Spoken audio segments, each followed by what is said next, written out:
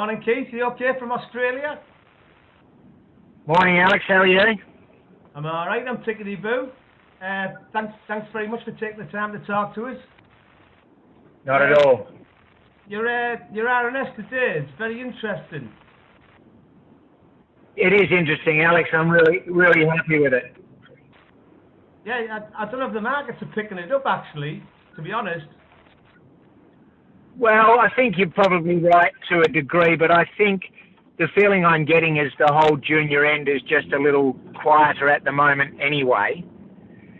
And, it's more a development announcement, rather than something that's, necessarily going to grab a great deal of attention anyway. It's more just another step in the right direction for what we're doing. All right. Where do you see European metals holdings going in the short-term future, Keith?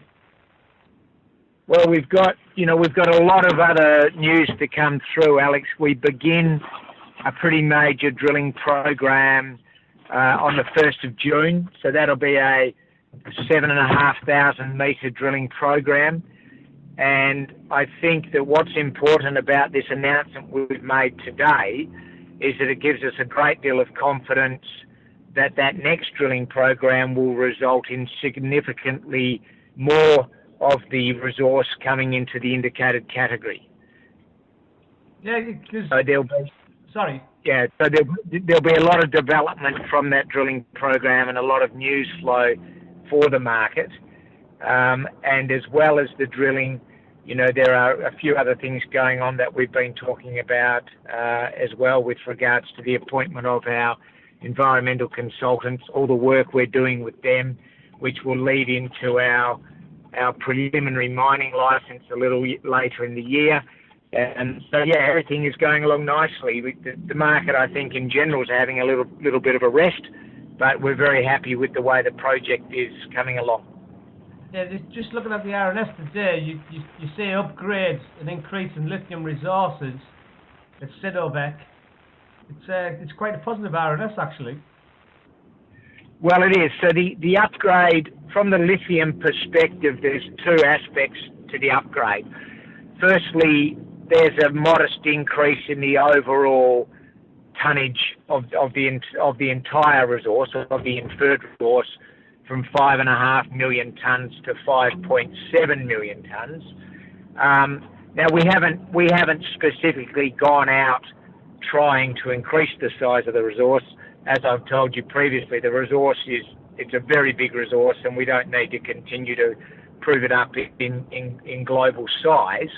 The increase in the overall tonnage has really come about just as a happy coincidence from the other work that we have been doing.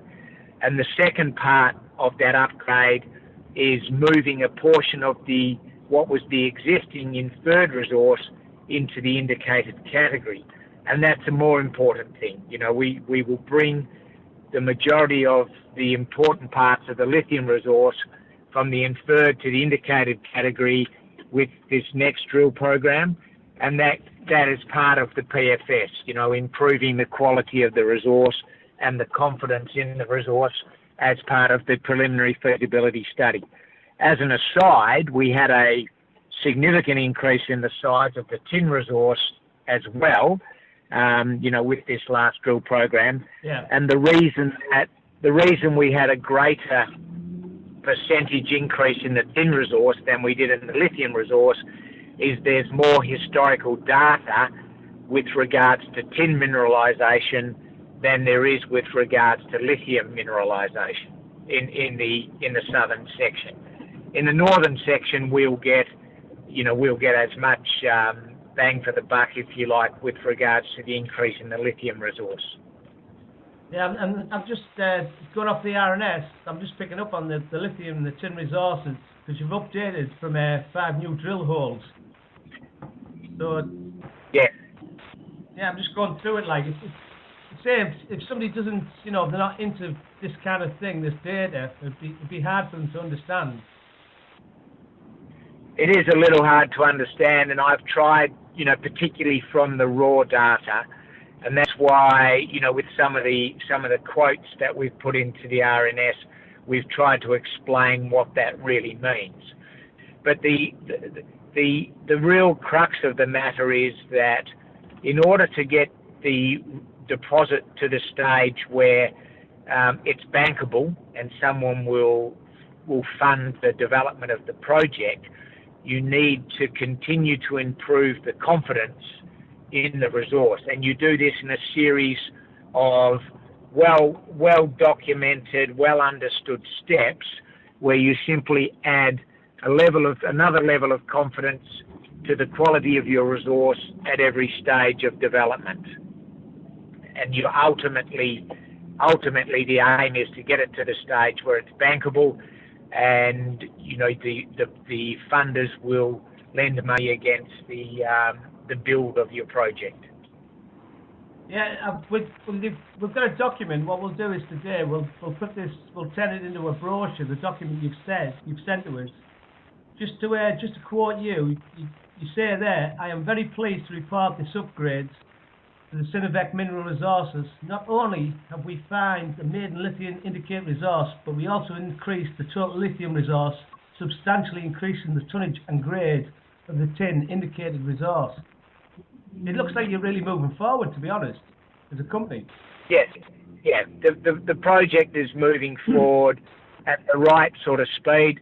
It'd be great to be quicker, and that's why we're starting this significant drill program in a couple of weeks' time, about 3 weeks' time, and it'll go.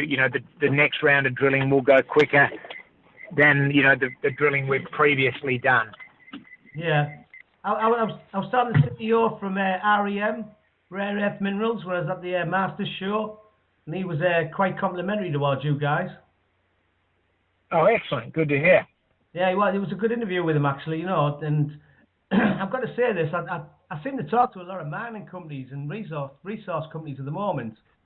It looks like anything to do with zinc, gold, lithium, it looks like the markets are picking up. Yeah, well, that's certainly it's certainly those are the commodities that the market is most interested in at the moment, and that's really just a reflection of the forecast economics for those metals, and what the world thinks is going to happen with the demand, the supply demand equation, and that's really what's driving lithium, is the fact that there is a dramatic increase in the demand for lithium from the reasons that you and I have discussed, electric vehicles and batteries for renewable energy power storage.